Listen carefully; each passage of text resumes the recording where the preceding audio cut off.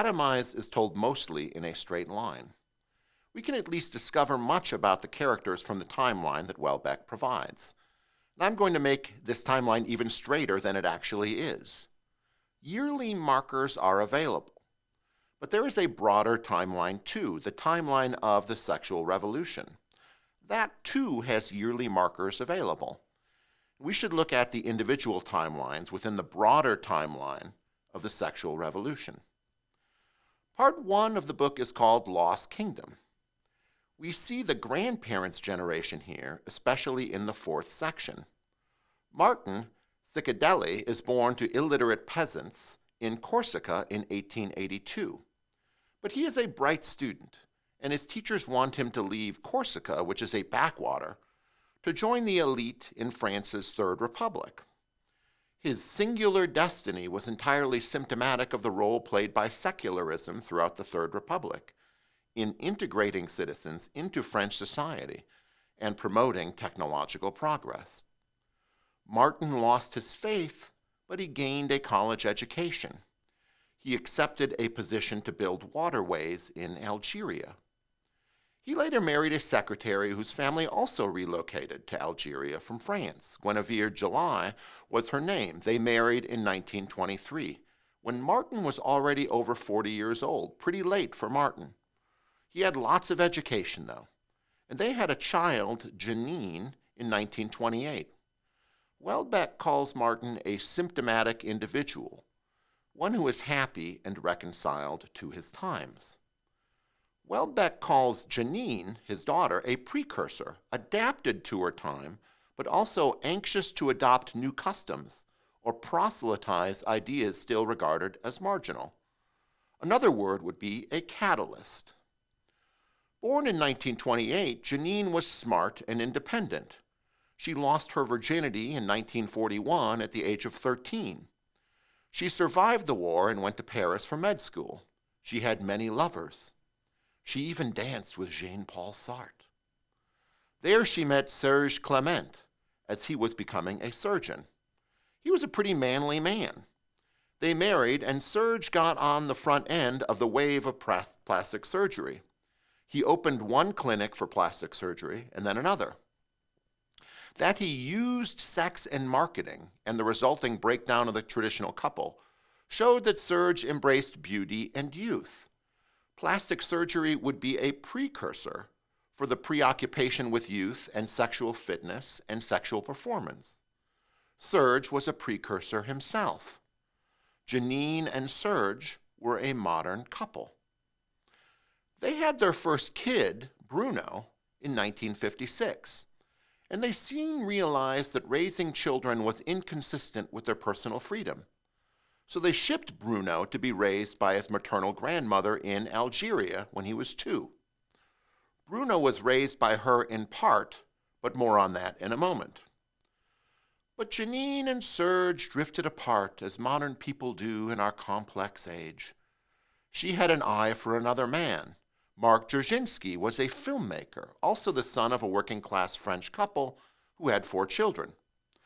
This is a pretty genuine set of old-school parents, not someone having one child at the age of 40 like Janine's family.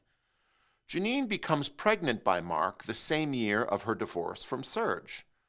This child is Michel Dzerzhinsky, our other main character. But Mark is a loner. Janine becomes dissatisfied with him rather quickly. Janine then moves to California to join a commune, which practices sexual liberation and the use of mind-expanding drugs. She takes up with Francesco di Malolia, another member of the jet set, and doesn't much come home to France. Michel doesn't even see her again until the early 1970s. Michel's father, Mark, gets killed in China, and Michel is shipped off to live with his paternal grandpa, who raises him in rural France. So broadly, we have 2 boys raised by grandmas, people of an older generation to different degrees. Bruno's grandma is a bit more modern than Michel's. Bruno's father is more of a gorilla than Michel's, who is a bit of a loner and who does not seem to fit in anywhere. And Janine, the mother, is nowhere to be seen. How each boy was raised is crucial. Bruno's grandparents were older. Grandpa Martin died in 1967. Janine doesn't even come home for his funeral. Grandma Guinevere goes crazy and dies later that year in a cooking accident. Cooking was her only pleasure, and it leads to her death. This time, Janine comes home and consults with the plastic surgeon father about Bruno's future. They decide to put him in a boarding school. This is in part 7 of Lost Kingdom. Bruno would be brutalized in the boarding school, sodomized, beat up, humiliated. It was an animal kingdom with a clear hierarchy in the boarding school. And Bruno was at the bottom of that hierarchy. He is an omega male, as the part is entitled. And what is an omega male? A man chooses not to be important in a social or professional situation. Omega males may be intelligent, but they are introverted and very sensitive.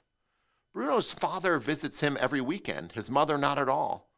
But his father has no idea how to be a father, what to say to his kid, what kind of questions to ask, no idea.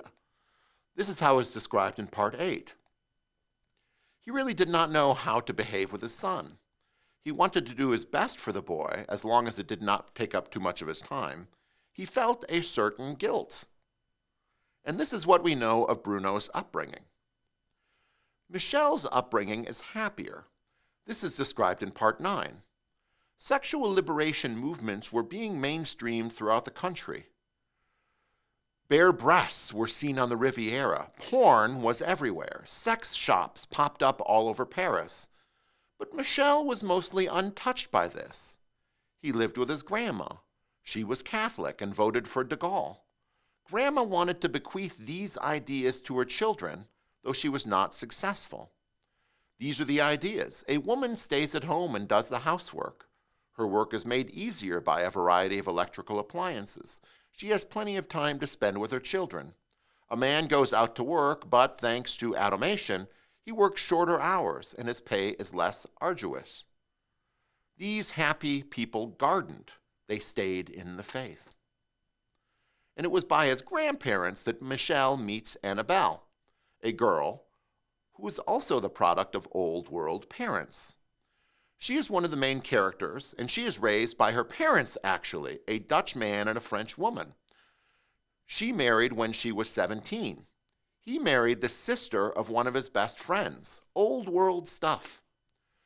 Her father worked in a factory and came to own his own business, making precision custom microscopes. They had 3 children right away, baby boom children, 2 sons and a daughter, Annabelle. But they had a hard time passing on their ways to their children too. The oldest son married and had 2 kids, but later divorced. The other son was a degenerate. Annabelle was naturally monogamous and beautiful. Her fate will be central to the book's teaching. For now, it is important to Michel and Annabelle that they are best friends. Annabelle was destined to be happy, or so she thought, and it seemed like Michel would have some agency in delivering that happiness. She thought she had found true love with Michel. She would not even imagine there could be another. But Michel was strangely asexual, and this will be a problem. Both Bruno and Michel go to college in 1972. Here we learn that Janine had changed her name to Jane. She was a whore as she aged. Living off her ex-husband's plastic surgery business, she sleeps with young men, picks up hitchhikers and such. When Bruno went to visit her, he saw her sexual activity, if I may put it in sterile language. She was a total worn-out whore looking for love. She keeps coming back into the picture, but she is always looking for eternal youth, and she is always looking for sexual satisfaction and affirmation. She started out a precursor for the sexual revolution, but she ended up embodying it. We will see more about her as we go forward. So we have 3 important characters, Bruno, Michel, and Annabelle, all of them born in the late 1950s. Their family backgrounds are different, but they will be put in the milieu of the sexual revolution. How will these characters turn out? What are the contributions of their distinctive experiences? And what are the effects of the general environment?